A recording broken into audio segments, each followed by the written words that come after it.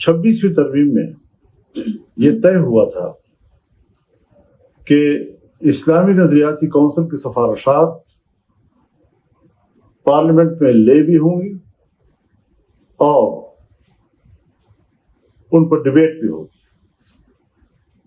1 साल गुजर गया है, न सिफारिशात पेश की गई हैं न उस पर कोई बात हुई है।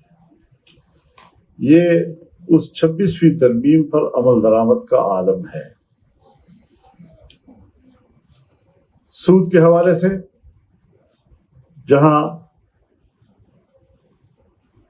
1 जनवरी 2028 से पाकिस्तान के अंदर सूदी निज़ाम का खात्मा होगा, उसके हवाले से भी कोई पेशरफ्त अभी तक नजर नहीं आ रही है।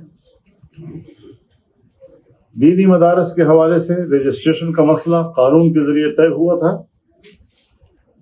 आज मदारस की रजिस्ट्रेशन भी नहीं की जा रही है 1860 की सोसाइटी एक्ट के तहत, और मदारस के हाथ मरोड़ कर उनको मजबूर किया जा रहा है कि वज़ारत तालीम के तहत आपको रजिस्टर्ड होना होगा। ये उस कानून की भी तौहीन है, ये असेंबली की भी तौहीन है, और हुकूमत धड़ल्ले के साथ इस तौहीन की मुर्तकब हो रही है। इसके अलावा 18वीं तरमीम के तहत जो सूबों को इख्तियारात दिए गए थे, अगर उन इख्तियारात में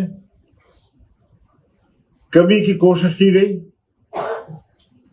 तो जमीयत उलमा इस्लाम दिफा करेगी। हम मजीद सूबों को ज़्यादा बाइख्तियार बनाने की बात करते हैं।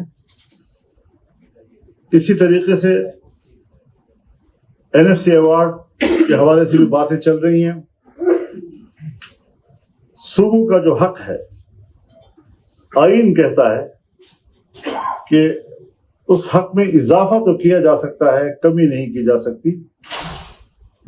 आज